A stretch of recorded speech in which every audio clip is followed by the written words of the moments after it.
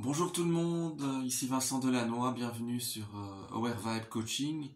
Je suis thérapeute, coach et j'aide les personnes hypersensibles à sortir de leur dépendance, addiction, trauma, pour vivre une vie plus libre et déployer leur projet de cœur. Et donc aujourd'hui on va voir comment sortir de la dépression. Voilà, je vais vous expliquer un peu mon parcours et comment je m'en suis sorti. Alors, déjà, moi j'ai une forme de dépression chronique. Euh, C'est-à-dire que depuis tout petit, j'ai régulièrement des baisses d'humeur, mon énergie qui fluctue, voilà, des baisses de morale. Et il m'a fallu très très longtemps avant de comprendre qu'en fait c'est une forme de dépression chronique qu'on peut appeler aussi dysthymie. La dysthymie, je vous le mettrai en commentaire. Je ne sais pas si vous connaissez. Donc c'est une forme de dépression donc, chronique. C'est-à-dire que toute l'année, vous avez des hauts et des bas et des pertes d'énergie, des pertes de morale régulières, avec des crises un peu plus grosses par moment. Donc c'est une forme d'état dépressif qui dure comme ça sur la longueur. Euh, et donc j'ai pu le remarquer parce que déjà un signe qui peut vous aider par rapport à ça, c'est chaque année, quand l'hiver approche, à partir de l'automne, hein, si vous ressentez de la fatigue et une baisse de morale, mais c'est lié à cet état déjà. Toutes les personnes qui sont sujettes comme ça à des baisses de morale très fortes avec l'automne et l'hiver qui arrivent, c'est une forme de dépression. C'est la dépression qui crée cet état-là. Voilà. Après, à vous de voir aussi quel genre de dépression vous avez. Est-ce que c'est plutôt un état dépressif profond? Parce que bon, ça peut être un état dépressif sévère, et là, bon, ça je connais moins, bien sûr. Alors, l'hypersensibilité est souvent la cause d'un état de dépression chronique.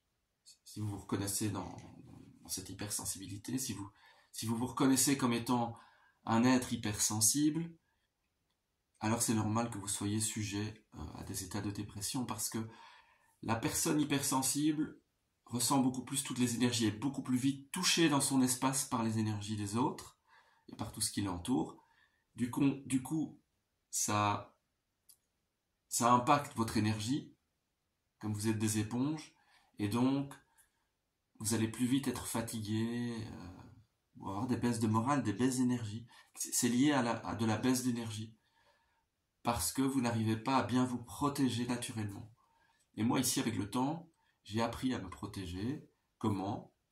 Simplement en apprenant à mettre mes limites, en apprenant à me respecter, à respecter mes besoins, en apprenant à m'affirmer. Et c'est tout ça, en fait, qui fait que je suis de moins en moins touché par les autres et par ce qui m'entoure. Parce que je reste sur mon axe et je protège naturellement mon espace. Il m'a fallu du temps, c'est pas fini, mais voilà. Vous devez apprendre à vous protéger, à vous affirmer, à vous faire confiance et à mettre vos limites, à poser vos limites, à respecter vos besoins. Et de cette façon-là, la confiance en vous-même va monter, l'estime de soi aussi. Euh, et donc, il y a aussi un manque affectif dans mon parcours euh, qui fait qu'aussi que je suis hypersensible. J'ai eu un manque affectif lié à ma maman, à mon père aussi, mais tout ça fait que euh, j'étais un garçon plus sensible que beaucoup d'autres. Et donc, j'ai été sujet plus vite aussi à la dépression par ce manque affectif. C'est lié. La dépression et le manque d'amour, c'est lié. Donc si vous ressentez, si vous avez souvent un état dépressif, vérifiez, faites le lien avec vos parents, avec le manque d'amour, le manque affectif, avec votre enfance. C'est aussi un facteur très important qui est lié à la dépression. Ensuite, il y a le manque d'estime de soi. Et bien sûr, vous voyez bien qu'il y a un lien entre tout ça. Manque d'amour, manque affectif, manque d'estime de soi. Donc l'hypersensibilité, à cause de ça, vous pompez plein de choses, ça baisse votre énergie, vous avez un état dépressif qui est lié à ça, et cet état dépressif est lié au manque affectif, manque d'estime de soi. Il y a vraiment un ensemble d'éléments qui se relient. Et donc, quand vous observez ça, que vous commencez à comprendre, à prendre conscience que tout ça est lié, vous pouvez travailler là-dessus. Mais vous devez d'abord en prendre conscience. Vous devez voir ce schéma. Votre enfance, le manque affectif, le manque d'amour, l'hypersensibilité, le manque d'estime de soi, et donc un état dépressif, de la perte d'énergie, se faire pomper, hein, comment dire, se faire envahir dans son espace, manque de limites, manque d'écoute des besoins, et donc tout ça amène à de la perte d'énergie et donc à de la dépression. Après, ça peut être aussi, bien sûr, il y a des états dépressifs sévères qui peuvent être liés aussi à la, comment dire, au transgénérationnel. Donc ça peut être un état dépressif qui est familial et qui est un héritage familial et donc de génération en génération. Il y a plein de choses à prendre en compte, mais de manière générale, je veux dire, la dépression est liée clairement à un manque affectif, manque d'amour, et donc une hypersensibilité, un manque d'estime de soi. Et comment j'ai fait pour sortir de la dépression, ou en tout cas que ça m'impacte moins et moins souvent et moins fort? J'ai dû développer une vie saine et équilibrée. Donc, il n'y a pas beaucoup de moyens de sortir de la dépression à part développer une vie équilibrée, une vie saine qui vous correspond, qui vous convient. Donc il ne s'agit pas de comparer, c'est qu'est-ce qui vous fait du bien à vous. Manger sainement, bien dormir, faire de la relaxation ou de la méditation, aller promener dans la nature, faire du sport, faire des choses qui vous plaisent, faire un sport qui vous plaît, faire des activités créatives, voilà, avoir une vie structurée. Avoir une vie structurée, très important. Et c'est d'avoir une vie structurée, saine, équilibrée, qui va vous sortir progressivement de la dépression et qui va vous permettre de faire grandir la confiance en vous-même et d'apporter un peu plus de joie, un peu plus de plaisir aussi à votre vie et à sortir de la dépression.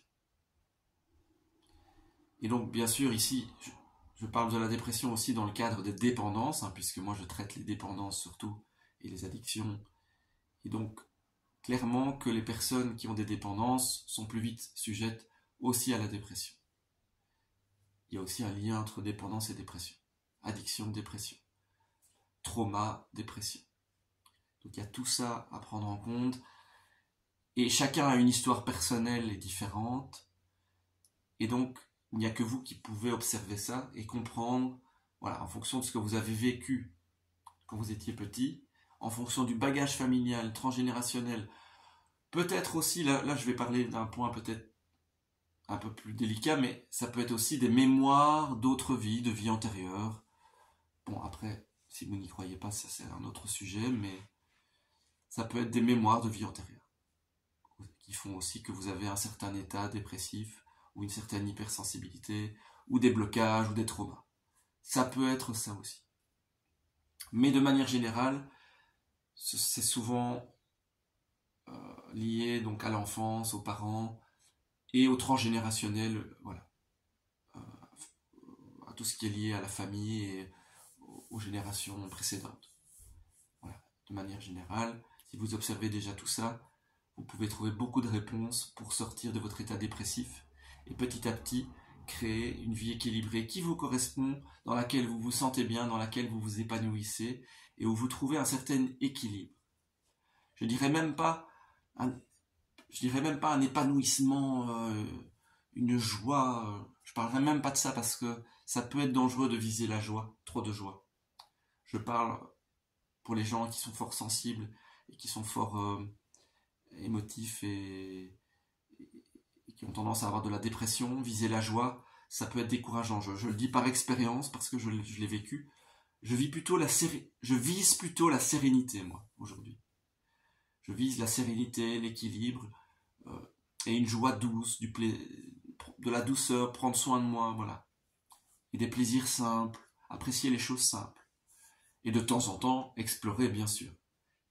Par exemple, j'ai envie de faire du parachute, j'ai testé l'année passée le surf, voilà, j'ai envie de tester plein de choses, hein, mais un petit peu à la fois, sans chercher non plus l'euphorie, parce que ça peut être dangereux. Si vous voulez mettre trop de choses en place que vous n'atteignez pas, ça peut justement vous déprimer, accentuer l'état dépressif, ça peut venir nourrir l'état dépressif. Donc c'est important la méthode des petits pas, d'y aller doucement, de mettre en place des choses doucement, progressivement, sans vouloir passer les étapes, sans brûler les étapes et sans en faire trop. Et petit à petit, vous allez sortir de votre état dépressif, mais d'abord, vous devez en prendre conscience et comprendre les causes de votre dépression. Et je le répète, il y a autant d'états dépressifs qu'il y a de personnes. Chaque chemin est personnel, c'est à vous aussi à comprendre tout ça. Donc merci de me soutenir en likant la vidéo, un petit pouce pour me soutenir, et vous appuyez sur la cloche pour vous abonner, comme ça vous recevrez des nouveaux conseils je vais y arriver, avec des nouvelles vidéos régulièrement, hein, vous recevrez les notifications, et donc c'est avec plaisir que je vais aborder plein d'autres sujets, et vous pouvez mettre en commentaire si vous voulez que j'aborde d'autres sujets. Et n'hésitez pas à me contacter pour un appel offert, un appel gratuit. Et je verrai comment je peux vous aider simplement. Merci de me suivre, merci. Et à tout bientôt pour une nouvelle vidéo. Courage à vous.